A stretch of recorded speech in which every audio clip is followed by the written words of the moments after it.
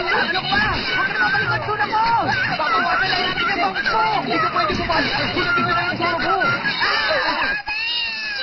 Babawasan lang natin yung bangus mo. Oh. Suna ko naman! Hayaan niyo na siya. Sasayangin niyo lang ang oras niyo sa pagtulong sa isang taong ayaw naman magbago. Paano mo nagagawang maging mahinahon pa? Paano na yung renta natin? Suna ko, muntik ko na makalimutan. Sira nga pala yung banyo dito sa taas. Kaya yung banyo muna sa baba ang gagamitin natin lahat hanggang sa maayos yun. Sandali, bakit ba ayaw mong ipakita yung mukha mo? Ano bang problema? Sabihin mo na! Sabihin mo na! Sabihin mo na sabi! Itatapon ko to! Bibilang ako hanggang 3! Isa! 2! 3! Ilala! Noon, may gusto ko isang lalaki. Sabi niya, pangit daw ako. At? Yun lang ang nangyari! Kaya rin ako ng ibang babae noon.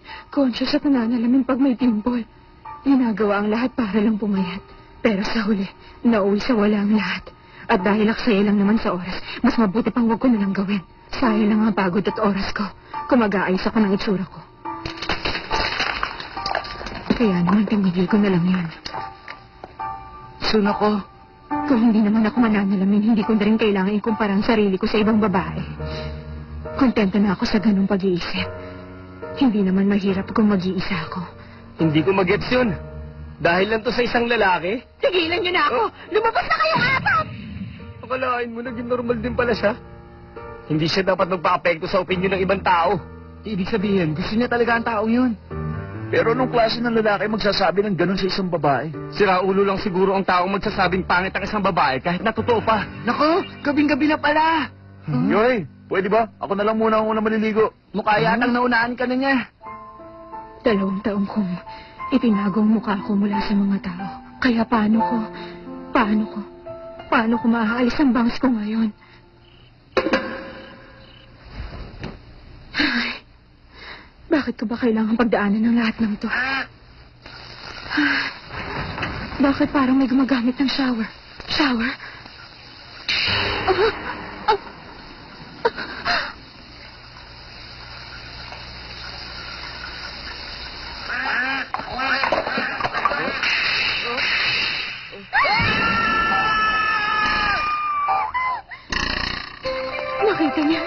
Nakita ng napakagwapong nilalang na yan ang napakapangit kong katawan na nakahubad.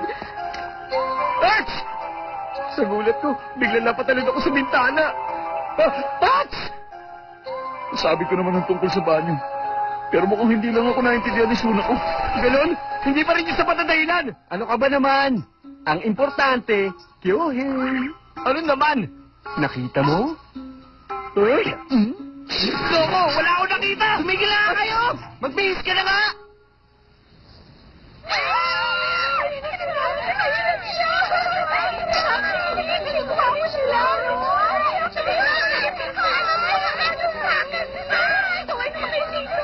Parami ang sumasalubong sa atin eh.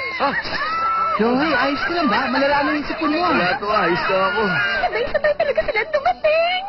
Magkakasama sila sa iisang bahay, hindi ba? Yun yata ang idea ko ng langit. Ituring niyo rin kaming mga karibal niyo. Ako si Latin. Ako si Madeline. Ako si Roxanne. At ako naman si Boy. Sino lang yan? Kasali na rin kami sa iyo. At kami ang mga si George. Buhay na? Gusto kong pasukin ang kwarto ni Ranmaro sa gabi. Gusto ko namang tabihan sa kama si Yuki. Gusto ko namang sumilip kay Takanyaga habang naliligo siya. At gusto ko namang pasasal si Kyohei para hindi siya makaalis sa tabi ko. Yun ang mga panaginip naming apat. Ang kailang number 1 tayo! Ano ba yan? Nandirito na rin sila. Alam niyo ba nakakairita ang itsura niya habang kinikilisayas pa sila kay Kyohei, ha? Tama ka dyan, sister. Correct! Tama!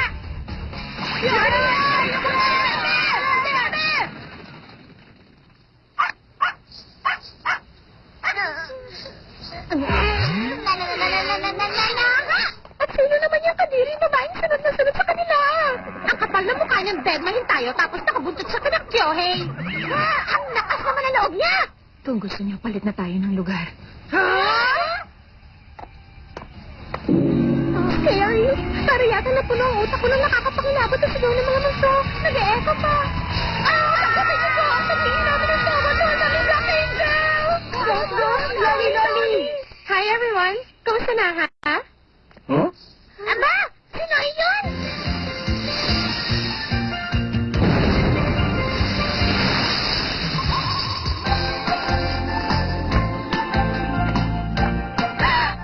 Ito pang maganda! Uy, Joey, mauna na kami ha. Bahala ka na dyan. Paano sula ko? See you later. So? Ngayong nandiyan na si Noe, wala na tayong pag-asa. Umalis ka tayo, baka tayo makumpara sa kanya. Sige.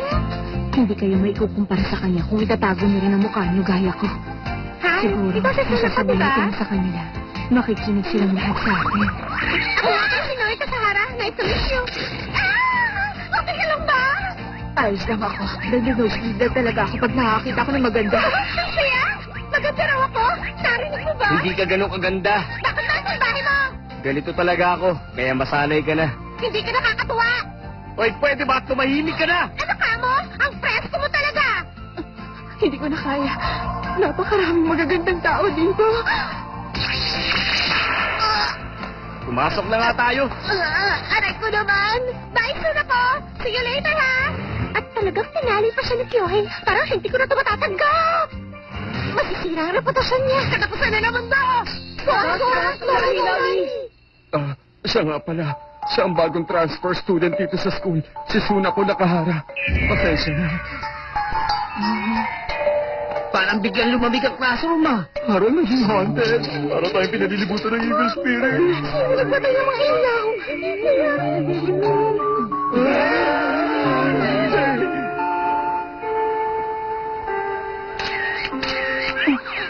Narito ako ngayon para interview ng bagong transfer student na kasabay dumating ng 4 na school heartthrobs. Patingin naman ang mukha mo. Pakiusap. I'm sure maganda ang mukha mo para makasabay ka sa paglakad nilang 4, di ba? Tama, kaya sige na! Sige! Mga kasama, sundan natin siya! Sige! Kailangan ng school paper ang picture ng mukha ni Suna ko sa front page. Bukas! Sundan natin sa bilis! Kailangan sa kauna ng picture! Sa ganitong lugar lang talaga ako makakapag-relax. Kayo na sana mag-alaga sa akin. Ako si Suna ko Nakahara. Natutuwa akong makilala kayong lahat. Ang saya naman. Hindi kami magkakalibel ng mga magagandang tao sa labas. Kayo ang kapareho ko. Ang saya-saya ko naman. Ano? Ano ka mo? Hindi niyo ba alam? Eto, Suna ko Derby. May price na 100,000 na makakapag-produce ng picture ng mukha ng bagong transfer student. Talaga? Tingin niyo, pwede ko sumali dyan? Hindi ka nakakatawa, Kyohei. Alam mo ba yon? Ayos lang. Babalik din ang lahat sa normal. Hi, Ramaru! Sabay ka na sa akin mag-lunch! Okay lang. Sandali na lang, baby.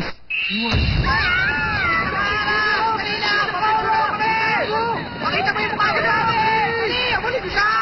Si Suna ko Nakahara yun, ah! Sundan natin! Dali mo na yun! Dali! Kaya ako kayo! Dali! Sa picture na dali!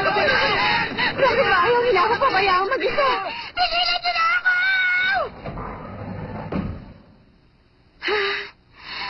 Dito na lang ako magtatago. Mukha yatang sikat ka na sa mga boys dito sa school, ah! Ha? Anong sabi mo? Hindi lang ang mga prinsipe namin ang nakakasama mo. Pati nga ng mga ordinaryong lalaki, hinahawi ka na rin nila.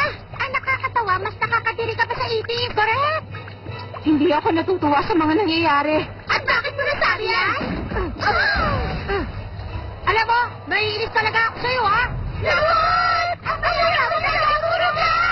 Ginagawa mo to para magpapansin sa mga lalaki dito sa school, di ba? Pwede ba? Huwag kang masyadong pasikat dyan. Ako, pasikat. Pero hindi ako. Hoy, babae pare! Kami na ang gugupit sa bangs mong yan, kaya mabuti pa magpasalamat ka na sa amin. Huwag na lang siguro nating ituloy. Tumahig ka nga, mission to para sa kanya. Ako nagpapasikat. Imposible. Dahil walang magkaka-interes. Sa katulad. Imposible yun!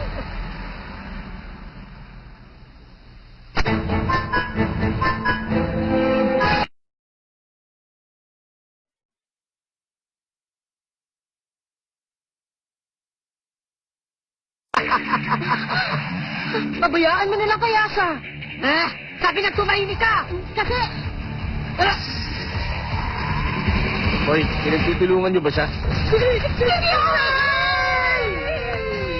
Alam mo kasi... Ano? Makinig kayo. Tigil-tigilan nyo na ang kababawan ninyo. Joey! Hindi!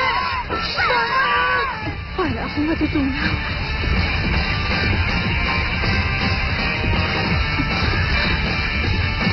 Ha? Hoy, ayos ka na ba? Naku! Alam mo kasi, wala ibig sabihin ito kasi may art class kasi kami mamaya. Kita mo na, wala na. Kaya sige na naman, Joey. Bakit naman kahit saglit lang?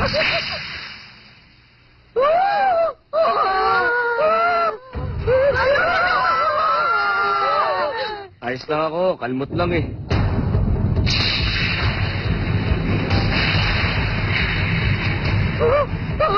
Sumusama ka na!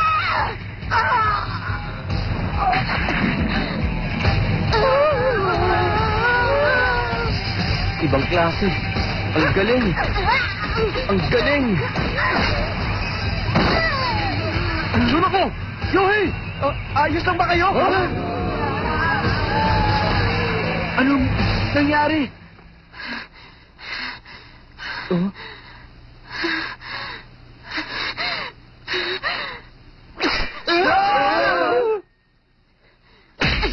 Ayan na! Papansinin niyo pa rin ba ako ngayon? Kunin niyo na ang gunting na yan. Sige na. Mag-sorry kayo sa gwapong lalaki na yun! Ngayon na! Gwapong lalaki daw. Hindi ako makapaniwala sa ginawa niya. Ang cool niya pala! Mag-sorry kayo sa kanya. Ngayon na. Kyohei, ayos ka lang ba? Ang pula-pula na ng mukha mo, Kyohei. Baka naman may lagnat ka na. Suot mo ng jacket mo. Sunako, pakisama mo na si Kyohei sa bahay. Okay na ba sa'yo? Kung tutuusin naman, ikaw rin na may gawa nito. Eto, Pero, ang bigat-bigat niya. Isa pa baka matunaw ako. Sandali lang. Bakit kailangan sumama ni Suna kung nakaharap kay Kyohei pa uwi sa bahay? yun ay dahil nakatira kami sa isang bahay. Isa tong mangungot. Kaming dalawa lang ng gwapong lalaking to sa bahay.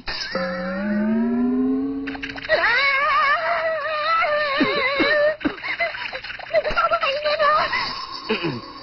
Strawberries. Oh, hindi. Nakakasilaw. Kukunin ko na. May 30 seconds ka lang. Pero pagpunta ko pa lang sa kusina, matagal na. Bilisan mo na! Eto na strawberries mo. Gusto ko naman ng sports drink. Eto na sports drink mo. Gusto ko ng ice cream, strawberry flavor. Eto na, kaya lang may pangalan ni Yuki nakasulat dyan. Yogurt pa lang gusto ko, strawberry flavor. Eto na yung yogurt, pero may pangalan ni Takanaga. Jelly. Ay, huwag na lang. Bilisin mo na lang ang kwarto ko. Huwag ka maingay. Walang problema. Pakiabot yung pajama ko. Pakilaban yung mga damit. Pakikuha na ulit yung strawberries ko. Kainis, gawin ba akong utusan? Guwapong halimaw ka pala. Eto, strawberry sports drink, ice cream, yogurt, at jelly mo. Ito na lang, please. Sa kanin ko na lang kaya siya para mas maganda. Sorry, ah. Sa nangyari kahapon. Huwag kang mag-alala. Wala naman ako nakita dahil sa steam sa banyo.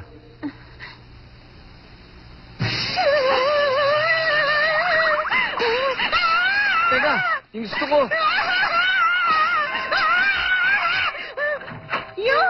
Sula ko! Pinakiusapan ako ni Takanaga kaya ako napadalaw ngayon. Dinarhan ko si Kyohei na favorite strawberries niya. Ay, ang bait mo! Pwede ba magpalit na lang tayo ng lugar? Sige hindi pwede. Pero libre ako ngayon. Pwede tayo magkwentuhan. Ha? Nahihilo ka dahil sa sobrang gwapo ni Kyohei? Nagno-nosebleed ka at para kang matutunaw pag malapit siya, ganun ba? Teka, bago ko makalimutan, bakit yung parte yan lang ang lanta? Wala yung kinalaman sa pinag-uusapan natin. Basta ayoko. Ayoko ng pakiramdam ko kapag malapit ako sa lalaking yun. Ganon? Hindi kaya may gusto ka na kay Kyohei kaya ka nagkakaganyan? Hindi, wala yung katotohanan. Talaga? Ang boring naman pala. Tama. Ang lalaking yun ang may kasalanan ng lahat. Ang magaganda nila lang sa mundong ito may kagagawa na lahat. Nakaiba yan, ha? Sabihin mo, Suna ko, ano ba nasa isip mo? Mga baliw si Adan at Eva, kabaliwan ng DNA at mga bobo ni Andres. Hindi kita maintindihan. Bakit hindi mo na lang subukang mag-ayos para naman gumanda ka? Huwag ka mabuhay sa dilim. Masarap sa liwanag, Sunako. Madali para sa'yong sabihin yan dahil kagaya ka rin nila magaganda. Ibig sabihin maganda ako? Ang saya! Huwag mo sanang isipin na nagmula tayo sa iisang klase ng nilalang dito sa lupa. Dahil kung ganun, ibig sabihin hindi mo lang alam kung ano talaga ang posisyon mo. Ayokong marinig yan sa isang taong hindi man lang nag-e-effort. Hindi mo lang alam kung anong klaseng effort at kung ilang oras ang ginugugol ko para magpaganda, para naman mapansin ako ni Takinaga. Effort? Paraan para maging tunay na dalaga. Madali lang matutunan ang pagngiti ng isang dalaga. Pagdikitin mo lang ang mga labi mo na parang kumakain ng kohon. Stretch mo ng dahan-dahan ang magkabilang gilid ng iyong labi. Sige nga, practice. Oy, oy, oy, oy, oy, oy, oy, oy, oy. Mali yan. Sayang lang kung masyadong mabilis at mali ang ginagawa mo. Kapag nangawit ka na, ipahinga mo muna. Teka, Takinaga. Ano sa tingin mo ang ngiti ko? Oh, wala akong panahon para dito. Oy, oy, oy, oy, oy. Araw-araw na lang nakikita mo ang mukha nila, lalo na si Takinaga. Alam mo, sa school, seryoso at suplado ang dating ni Takinaga. Pero kumusta naman siya pagdating dito sa bahay? Hindi ko alam. Masyado siyang gwapo kaya di ko siya tinitingnan. Ay, ganun ba? Noy, gusto mo si Takinaga, tama ba ako? Oo, mahal ko siya. Alam mo, Sunako, kung paghihirapan mo lang, alam ko malaki ang i-improve ng itsura mo. Sige na, umalis ka na sa kadiliman. Mag-effort ka kahit konti. Ganun lang. Sinasabi ng mga mabubuting tao. Ano ba to? Bakit may takip ng tuyo ang pagkain ko? Ibig sabihin yung plato ang pagkain ko? Dahil basta hindi ako nag-e-effort. Hindi, dahil ang may likha sa atin. Siya ang dapat sisihin kasalanan niya. Sandali lang, Sunako. Dumalo ba si Noy dito? Oo, at salamat sa kanya, naiintindihan ko na. Pinahanga ko ni Noy ngayon Gamit lang ng strawberries. Ano ba yung sinasabi mo dyan? Ikaw itong nagpapagawa ng mga bagay-bagay kay Noy, kaya ikaw ang totoong nakakabilib. Bakit hindi mo pa kasi siya engage? Huwag ka na mahiya. Ruby, tumahimik ka nga! Mas maganda sana kung pinanganak ako ng maganda. Katulad na lang ng ibang mga babae dyan. Huh? Hindi yan totoo, Sunako. Ang hindi mo alam, hindi rin naman talaga siya ipinanganak na maganda. Tingnan mo. O ayan, si Noye yan, nung nasa middle school pa siya. At kahit hindi pa usang surgery, nagawa niyang pagandahin ang sarili niya. Kung gugustuhin mong gumanda, hindi imposible yun. Mas magalingan mo. Nandito kami para tulungan ka. Para naman, wala na muling tatawag ng pangit sa'yo. Sunako, gising ka pa ba? Nilabanan niya ang kapalaran. Pwede palang labanan ang kapalaran ng mga tao. Hindi ko akalain. Pwede pala yun. Ang kalabanan ng kapalaran. Hindi ko alam na ganun pala ang itsura niya noon. Ibang-iba ang mukha niya. Ibang tao talaga yan. Ang totoo niyan, yan yung babae nag-abot sa akin ng love letter kanina. May kasamang litrato yung sulat niya eh. Naloko mo kami. Teka, ano gagawin natin dyan? Pwede rin palang kalabanin ang dinidikta ng kapalaran. Kung hindi ko gagawin, matutunaw na lang ako sa liwanag. Ano kayang pipiliin ko?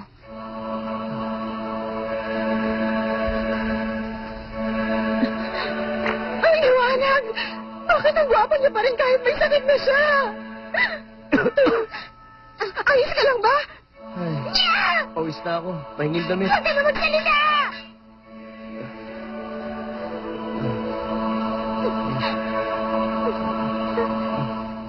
Huh?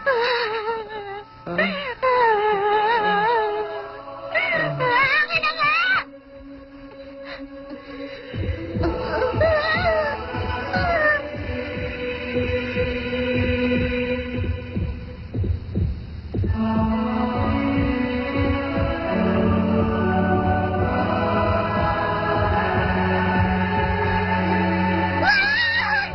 Paano naman ako titira sa bahay na to kasama mo sa gandang nilulang na to? Anong gagawin ko? Eh di magpakatotoo ka lang. Ano ka ba? Baliw ka nga.